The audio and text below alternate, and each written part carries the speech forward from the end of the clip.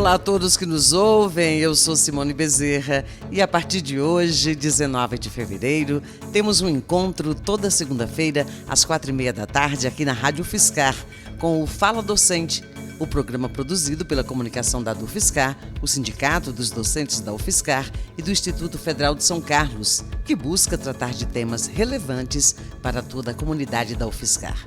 Um abraço especial a toda a equipe da UFSCar que está na escuta e a todos que nos acompanham pela 95.3 em tempo real e também pela internet. Muito obrigada pela audiência e já começamos dando os parabéns à UFSCar pelos 46 anos na luta por direitos e democracia.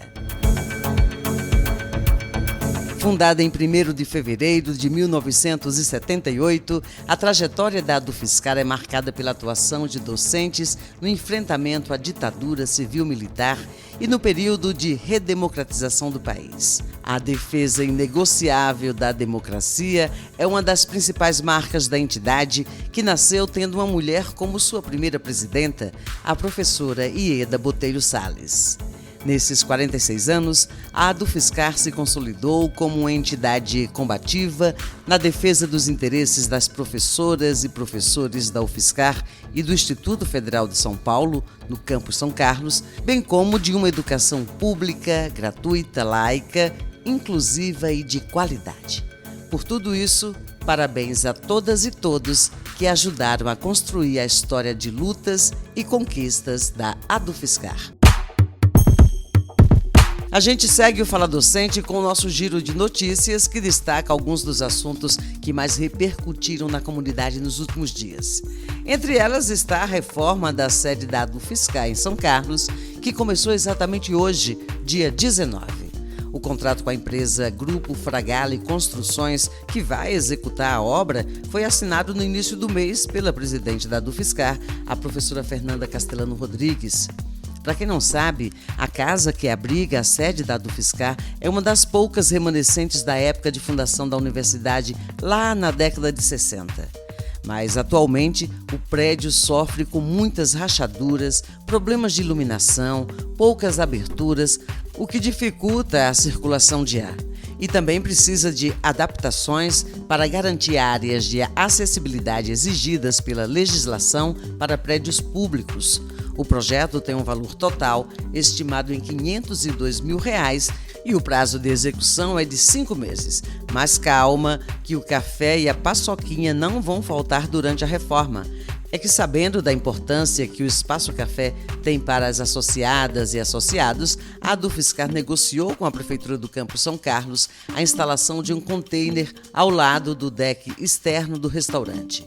Com um ambiente climatizado, o container também vai funcionar como recepção do sindicato. Dessa forma, é possível manter o atendimento no interior do campus sem ter que pagar aluguel em imóvel externo e ainda garantir o café e a paçoquinha.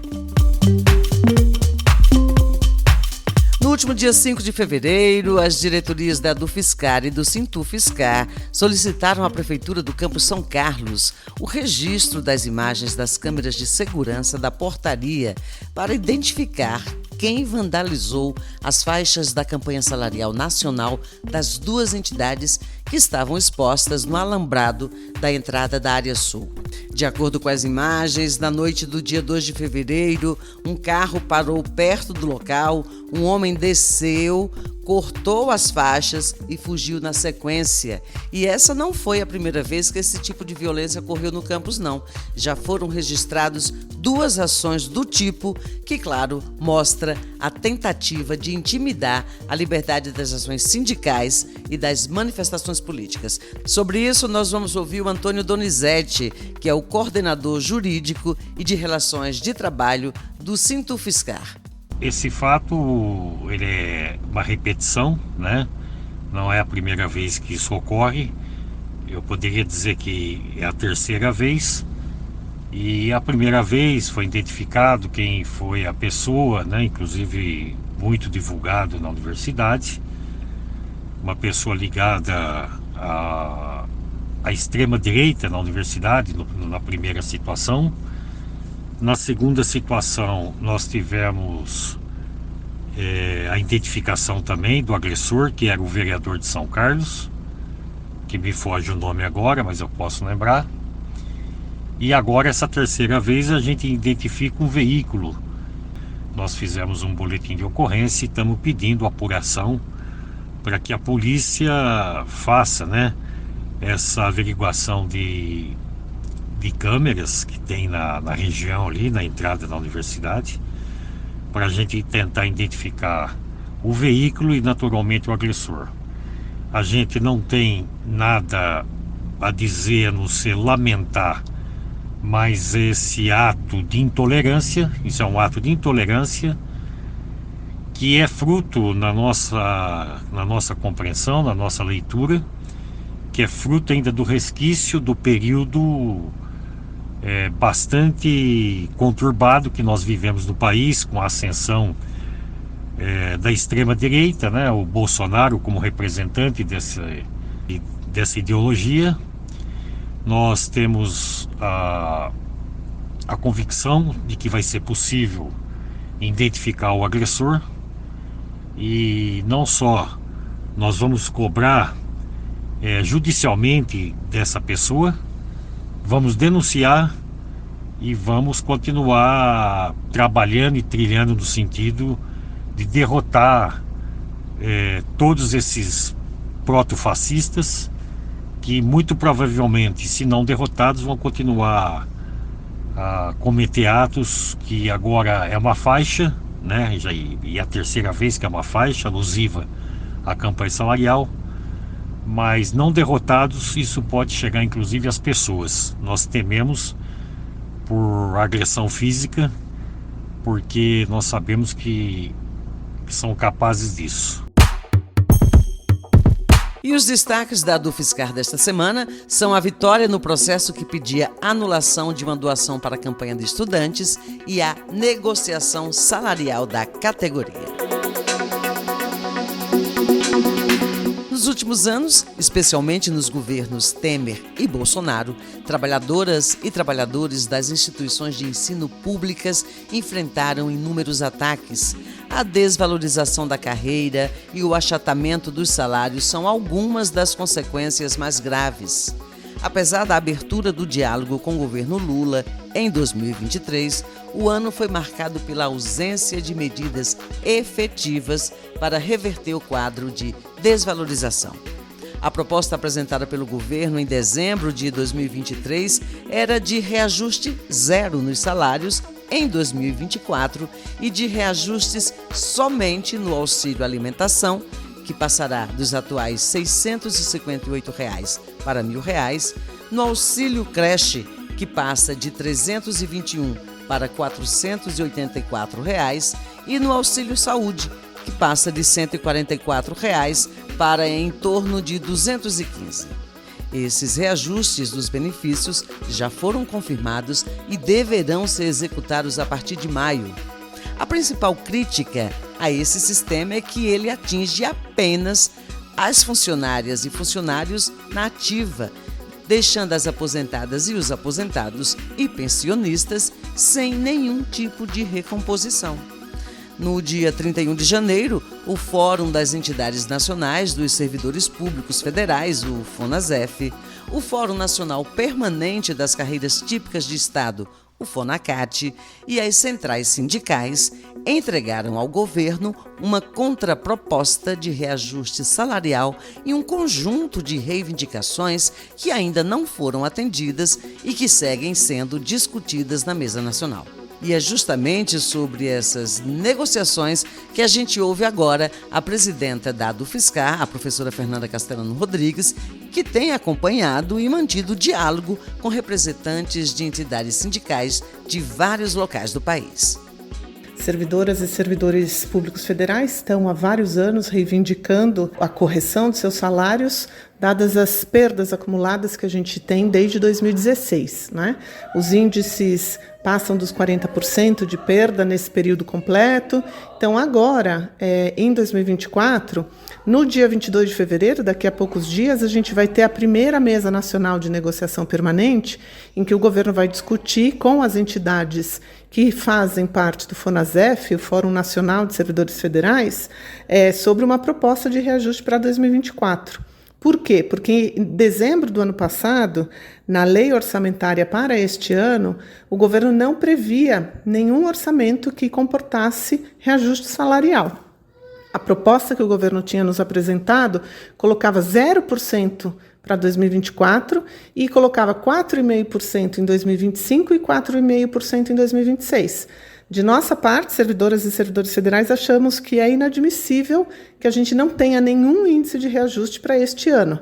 Então, reunidos nesse fórum, no FONASEF, já foi protocolada em janeiro ainda a contraproposta do fórum, que é de 7,06% de reajuste agora em 2024 e algo também em torno de 7% em 25 e 26, para que a gente, nesse governo que está agora no país, a gente possa recompor com os 9% já do ano passado, algo em torno de 30% das perdas. Isso não vai ser suficiente para a gente recompor tudo que a gente veio perdendo nos últimos 8, 9 anos, mas já é um começo para que a gente possa recuperar o nosso poder de compra a partir dos salários reajustados. Vocês acreditam que pode reverter essa negociação com o governo? A reação das entidades e sindicatos foi muito forte a esse 0% de proposta, ou algo em torno de 0%. Todo mundo reagiu com muita força, dizendo que não era possível que num governo progressista, eleito pela classe trabalhadora, a gente ficasse sem nenhum tipo de recomposição agora neste ano. Essa reação foi tão forte que setores do governo já começaram a apontar para uma necessidade de fato, fazerem um esforço e apresentarem uma proposta a isso que nós colocamos. Por isso, essa mesa do dia 22 agora vai ser tão importante, porque há setores do governo que vêm dizendo realmente os servidores federais não podem ficar com 0% nesse ano, seria um ultraje, nós julgamos um ultraje, né, com todos os servidores da saúde, da educação, da segurança, todo o servidor público que mantém o Estado brasileiro, que serve a população brasileira. Então, nós temos grandes expectativas para esse dia 22 e essa mesa que vai acontecer. Fernanda, tem um outro assunto que movimentou bastante esses dias também, que foi uma vitória importante que a Dufiscar conseguiu com relação àquele processo que envolvia os estudantes que foram criminalizados, um processo aí que, de certa forma, aconteceu de uma maneira arbitrária. De fato, uma grande vitória não apenas para a Dufiscar, para a diretoria da Dufiscar, mas para toda a nossa universidade e todas aquelas e aqueles que defendemos a democracia, a liberdade de expressão e de manifestação. Vou fazer uma retrospectiva muito rápida. Em 2018, alguns estudantes ocuparam a reitoria da UFSCar para se manifestar contra um aumento abusivo do restaurante universitário. A reitoria, naquela época, chamou a Polícia Federal e a Polícia Federal desocupou a reitoria. Não houve violência, foi uma desocupação pacífica, mas foi muito traumática. Depois daquele evento, a reitoria da época resolveu fazer uma ação judicial contra 7 lideranças estudantis. Esses estudantes, meninos e meninas, foram, então, processados e, em 2022, já em terceira instância, eles estavam sendo condenados a pagar uma multa de algo em torno de R$70 mil por danos que teriam causado, não na infraestrutura física, mas pela ausência dos servidores no trabalho naquele prédio que estava ocupado e deveria estar sendo utilizado pelos servidores para o seu trabalho cotidiano. Depois dessa sentença de condenação deles, nós das entidades DCE, APG, Sintufiscar e Adufiscar iniciamos uma campanha para coletar doações para que esses estudantes, alguns deles já recém-formados, mas ainda muito no início de sua carreira, todos do movimento e lideranças, do movimento estudantil, nós iniciamos uma campanha de doações para podermos ajudá-los a pagar essa multa absurda, essa condenação que era claramente uma condenação que vinha contra todas as entidades, contra o direito à manifestação que a gente tem nas universidades e no nosso país. Na ADUFSCar, nós fizemos uma assembleia em abril, e nessa assembleia foi aprovada a proposta de doação de algo em torno de R$28 mil para essa campanha. No entanto, alguns associados, algo também em torno de 79, 80 associados, acreditaram que essa decisão soberana da Assembleia não poderia acontecer. Claramente, numa atitude contrária aos processos democráticos da nossa própria entidade. Então, mais ou menos 80 pessoas entraram na justiça, não contra a ADUFSCar, mas infelizmente, num procedimento absolutamente persecutório, entraram na justiça contra a diretoria, como os 6 diretores do biênio 21 e 23, enquanto pessoas físicas. Então, nós respondemos como pessoas físicas a esse processo.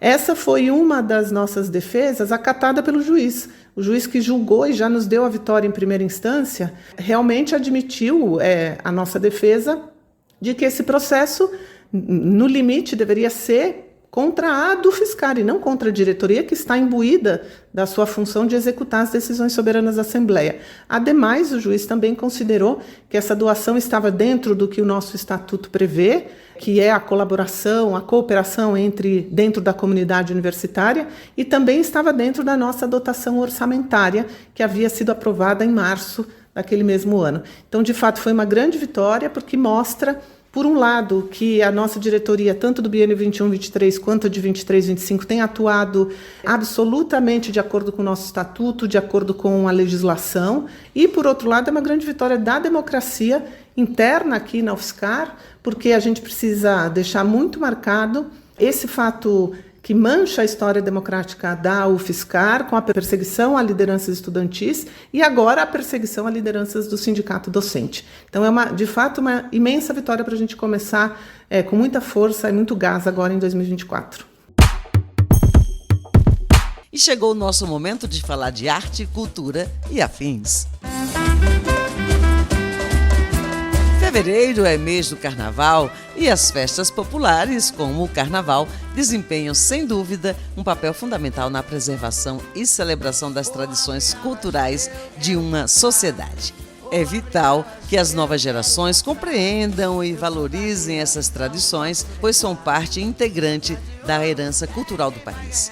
Herança que é passada em eventos como, por exemplo, a matinê de carnaval da ADUFSCar.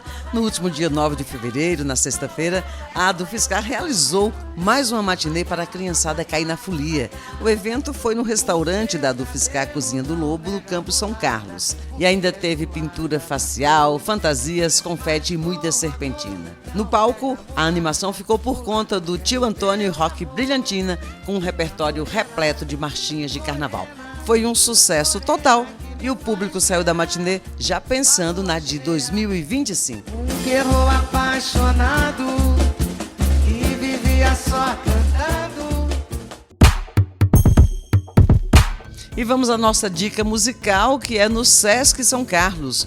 Um show em homenagem e celebração à carreira de Gal Costa pela voz de Cláudia Raab.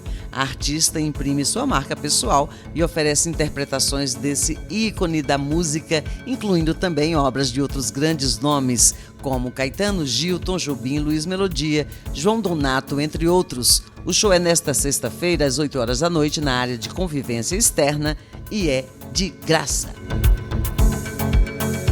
Mas para quem estiver indo para a capital São Paulo por esses dias, a dica do Fala Docente é visitar alguns museus na cidade. O Museu do Ipiranga, por exemplo, tem visitação gratuita às quartas-feiras e no primeiro domingo de cada mês. Nos outros dias é possível reservar o ingresso pelo site do museu.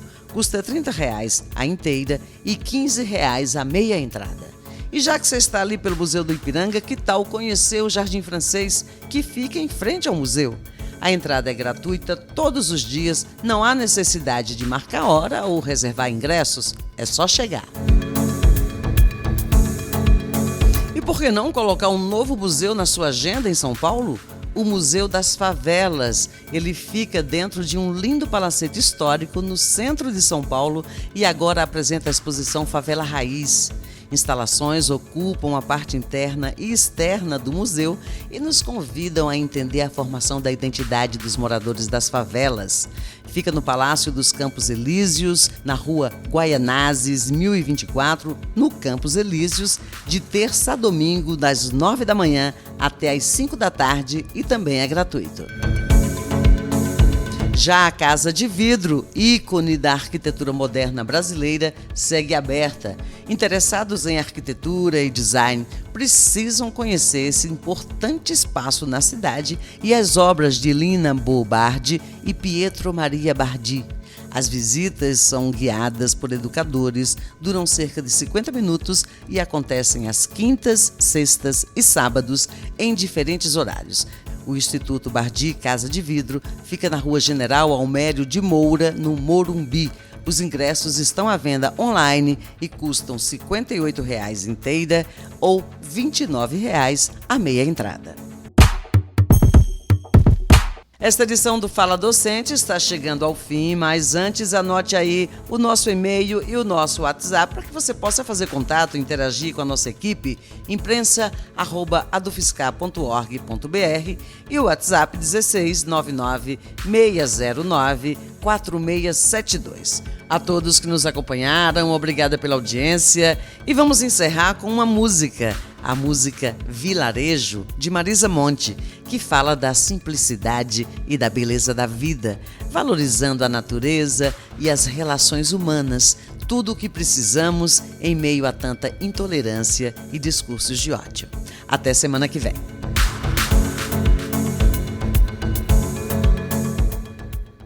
Há um vilarejo ali, onde areja um vento bom na varanda. Quem descansa vê o horizonte deitar no chão pra acalmar o coração.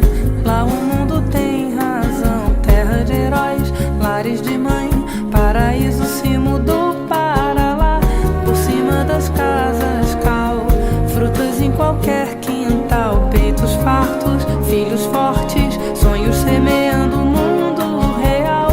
Toda a gente cabe lá, Palestina, Xangri-Lá. Vem andar e voa, vem andar e voa, vem andar e voa. Lá o tempo espera, lá é primavera. Portas e janelas ficam sempre abertas pra sorte entrar. Em todas as mesas pão, flores enfeitando os caminhos, os vestidos, os destinos. E essa canção tem um verdadeiro amor para quando você